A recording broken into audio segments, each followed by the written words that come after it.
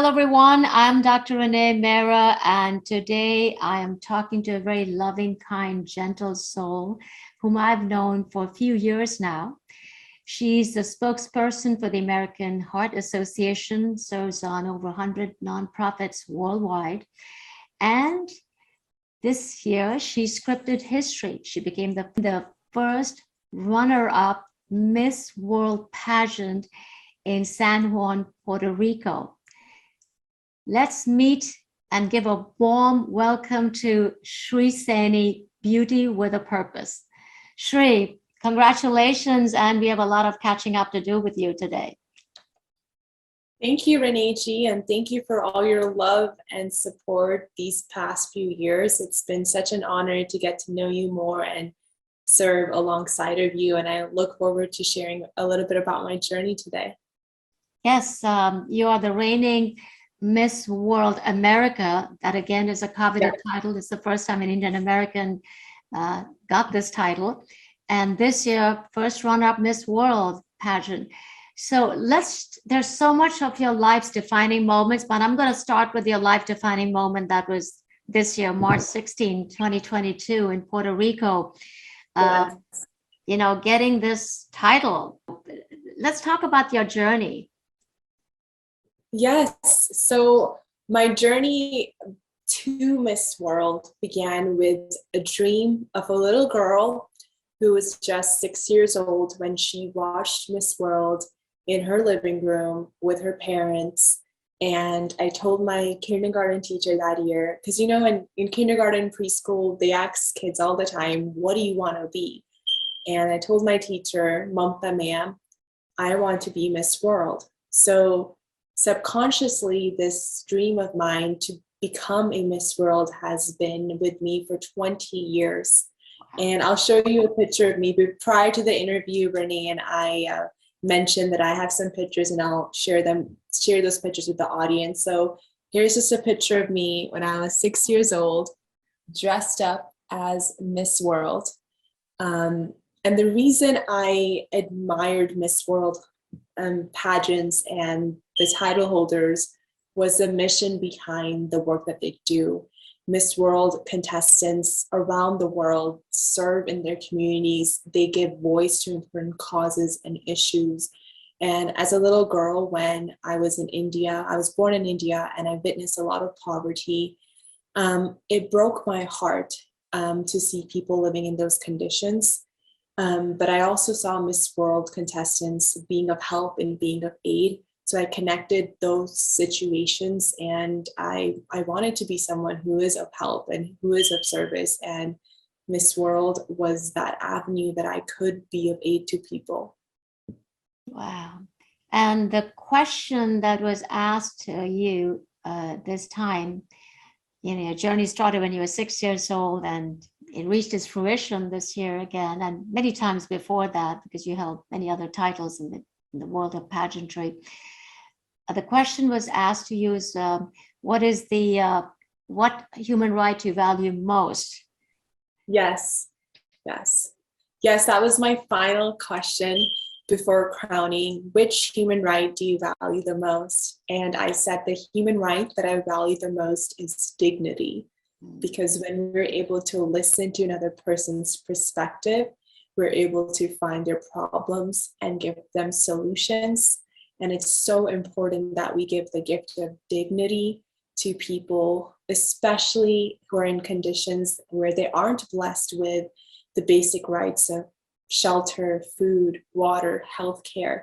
And that's exactly the work that a Miss World does. She gives the gift of dignity. She goes to rural communities and finds solutions and is of aid. And that is my desire, to be that person and to be of maximum service. And God blessed me with the title of first runner-up that night, and also the Beauty with a Purpose ambassador. So I was successful in that mission, and now I'll be traveling with Miss World. I think technically a Miss World on average travels to 30 or 40 countries. I will see how many countries I'll get the chance to visit this year, but I'm really looking forward to encouraging every person I'm able to meet throughout this journey and even beyond. Right. And Miss World was this year Miss Poland. So you're going to be Yes. with Biloski. Okay, that's great. That's wonderful news. As I said earlier, there's so much to talk to you about. It's so much about your life's defining moments. This was a great definitive moment in 2022 in Puerto Rico. But when we go back in your childhood years, a very big defining moment in your life. Share that with us, the trauma that you went through and the car accident and the pacemaker and told that you will never be able to dance again and you became a ballerina. So go back and revisit. I know those are not the happiest moments, but you learned so much and we can learn so much. The lessons learned from trauma to rise above it and share the world and enrich lives. Oh, thank you so much for your kind words. Yeah, I've seen many challenges in my life to this title and this crown and this responsibility. And two of my most major challenges in my life were having a pacemaker. So when I was just 12, this is my pacemaker, you can see the scar. When I was just 12, I was diagnosed with having a complete heart block. I was actually born with a complete heart block where my upper and bottom chambers were not able to communicate with each other. And my heart would beat at a very low rate. I remember the first 12 years of my life, I would not feel as strong or as active as my other peers in elementary school and preschool. But I always tried to give it my best and have the best attitude in PE, physical education classes, and dance. But one day when I went to the doctor's office with my mother, they diagnosed me with having a complete heart block. And I was rushed for an emergency heart surgery for a pacemaker implant. I'm only alive today because of this technology and God's grace. And then later on, a few years ago, I was in a near fatal car accident that left me with burns all over my face. It was so excruciatingly painful. I couldn't even recognize myself in the mirror, could not even cry because the tears would literally burn my wounds. So I have seen, I think, some of the toughest challenges of my life, and having endured both physical and emotional pain motivated me to do all that I can to encourage people who are facing challenges to not lose sight of hope, to believe in themselves, to have a possibility and a solution-oriented mindset when they are struggling, and to always rise up from challenges by finding solutions.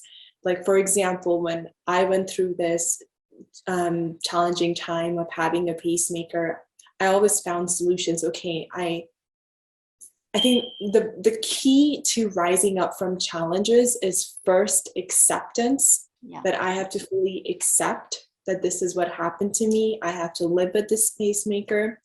And the second solution is find how are you going to react to this situation? Because in life, we're not a sum of our circumstances, we're a sum of our responses. So how are you going to respond to this challenge? So I responded by making choices for healing, finding ways I could regain my physical strength back up and my emotional strength back up. In both of those challenges, I read a lot of books. I listened to a lot of sermons. I told myself this quote, that as long as I have a heartbeat, I have a purpose. And I even share that quote on stage because I want people to realize that not everything in our life is going to be a smooth ride. It's going to be filled with challenges, but you have to keep cultivating a strong mindset and have actions behind that strong mindset that leads you to overcome difficult moments and rise up and realize that just the fact that we're alive is a huge privilege. It's a huge blessing. And we just have to take those steps every single day towards our goals, aspirations, but then also realize that it's not just about, our life is not just about what can we accomplish and how can we be successful. It's also about the impact that you make. So I really want to emphasize that. I think the most beautiful moments in life are when you're able to encourage other people and help your community through your life. Absolutely, absolutely. And you had those pictures. They are so heart-wrenching when I saw them, you know. So And here it is. Yeah, here are some pictures of me and my face. My skin would bleed so much. I had to find a lot of solutions. I remember buying a lot of fans. So when I went back to university, shortly after, I was actually told by doctors that you need to stay home, don't go outside.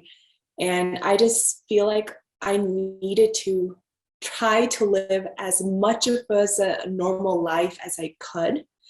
I don't want to be defined by how I looked, but what I had to contribute and offer.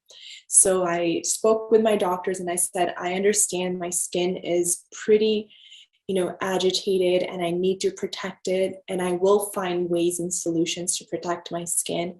But I do want to continue my college education and live a normal life.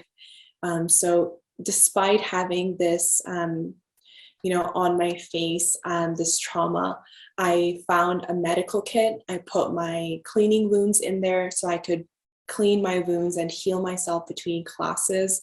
I bought a sun hat so I could protect my skin from the UVA lights, and just constantly listen to videos and sermons that empowered me emotionally. Mom has been the wind beneath your wings. She's been always there. Your whole family's been there to support you and to give you that sense of security that, you can do it, and you've done it.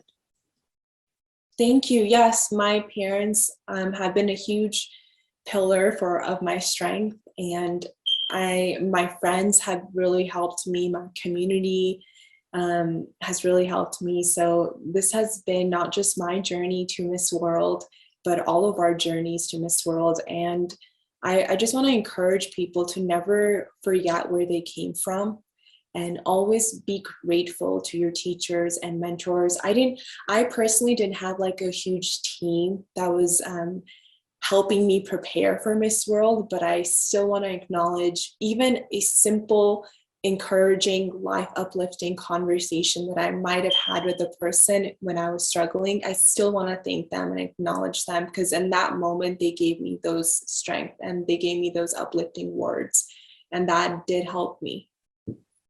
And your journey into pageantry, that itself is such an extraordinary feat of admiration and so much of endurance. And, you can tell the world, you just said, I don't want to be defined by my looks, but you're being defined by your looks. You've been defined by your knowledge of where you've grown into, a person who is helping others, holding their hands and helping them to get closer to their aspirations and dreams, just like you did.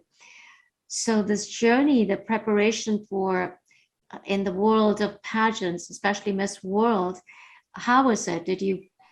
Were you into this for a while now, that, hey, this is my aim and I'm going to move it right there? Well, I don't think I started when I was younger.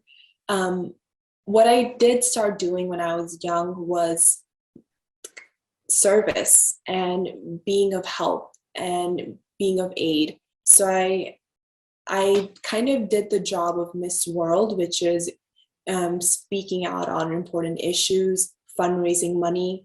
Ever since I was in middle school, I remember helping raise funds for UNICEF and making boxes for UNICEF and placing them in my teachers' classrooms and encourage.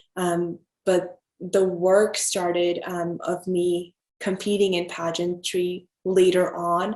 For all the service work I did before I even stepped on the Miss World stage, I had already gone to 34 states, 8 countries with my service work.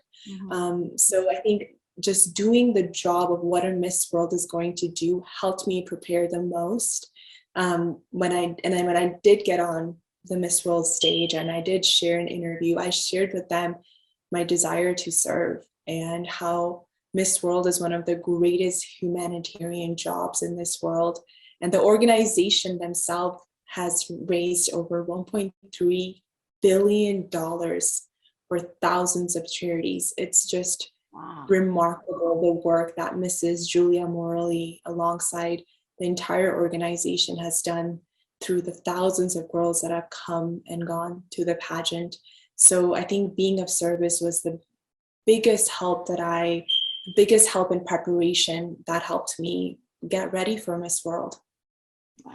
And you have some pictures that you want to share with us? Sure. So I can share with you some pictures of me and some of the Miss World contestants. So it was in Puerto Rico. So this was one of the beach days. I'm standing right next to Miss India and Miss Luxembourg and Miss Iceland. I made so many wonderful friends and memories. That's Miss Indonesia. That was like Thanksgiving dinner. I'm just so excited to see them. And that's, again, Miss India and me, Manisa. And then I'll actually show you my service room. Every single letter and certificate that I have received from my public speaking events or fundraising events, I have saved with me. And a big thanks to my mom for always encouraging me to save those little tokens of appreciations. And I ended up having a Beauty with a Purpose service room, which is right here. So this is a room in my house where I have kept all the work that I've done with over 100 charities. And I had to make a video for Miss World. And this is in the video. And I just remind people that this room symbolizes that every loving action you take, every loving conversation you have does make a difference. So don't hesitate, do good and continue to be a blessing, because it will make a difference. And I think a lot of people hesitate and think, I don't have enough power or I don't have enough funds to make an impact. But every single time you take action, a positive action, you are making an impact. And that, even if you help one person, that's still such a beautiful, such a beautiful act that you did. So it's just one person at a time. Don't feel overwhelmed. Just take action.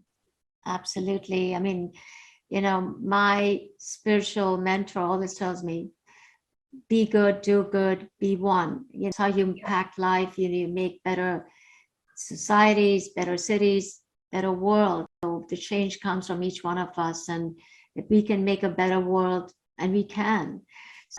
Saying you as well have done such a remarkable job in our community. For decades, you have been a beautiful leader and you have mobilized people and encouraged them. I've watched so many of your interviews and I'm just in awe of the resume that you have. So I'm so proud of you for the example that you set for all of us to have that possibility mindset that you are capable of making an impact. You are capable of doing more. So I am just so honored to kind of be mentored by you. Thanks, Shree. Thank you so much. I know we go back, since 2018, we've known each other and we really had that chemistry and the rapport and we clicked very well.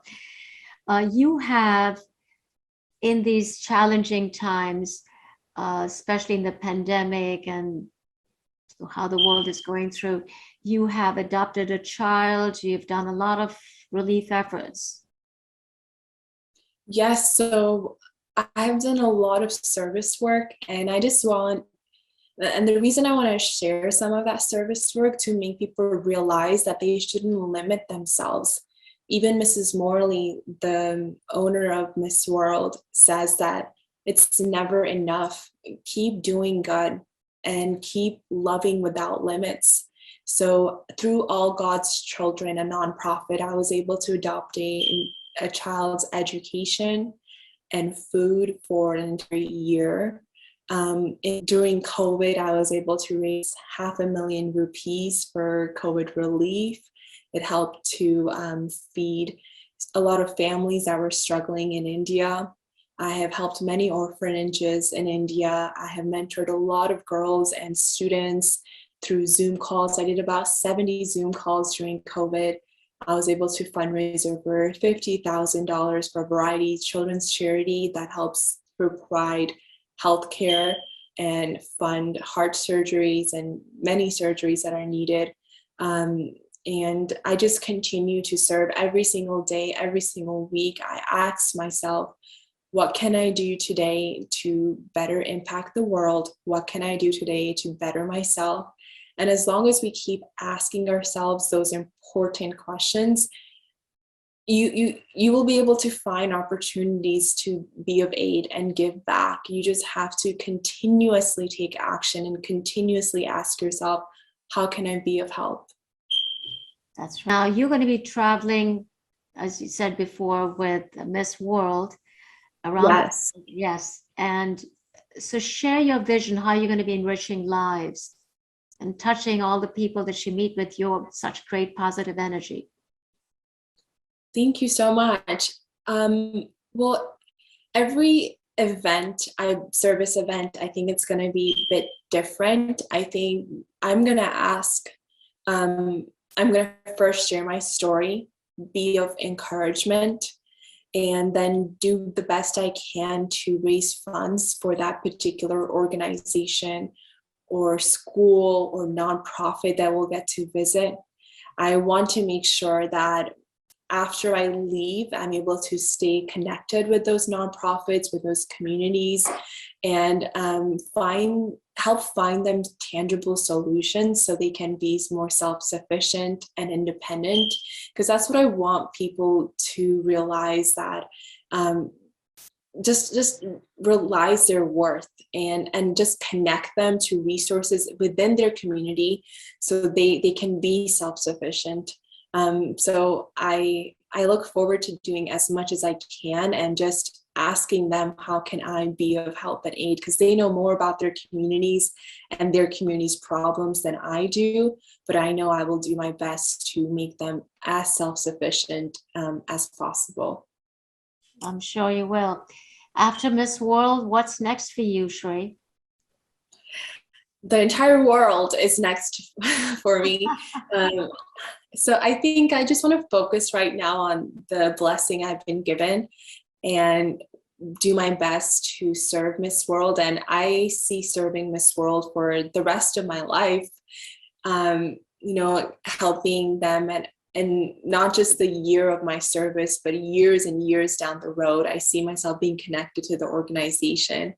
But I know one thing for sure, that depending on what career I have or wherever I may be in 10, 20 years from now, I want to be of service and I want to be of aid. And that purpose is going to be a lifelong purpose for me. You already have a purpose and you're continuing with it. So I wish you all the very best. Your beauty with a purpose and traveling the world, impacting lives and emitting that radiance and that energy so that they make this place a better world. And that's what we are all about. So thank you very much and enjoy this title. I'm Dr. Renee Mehra. Thank you so much for watching.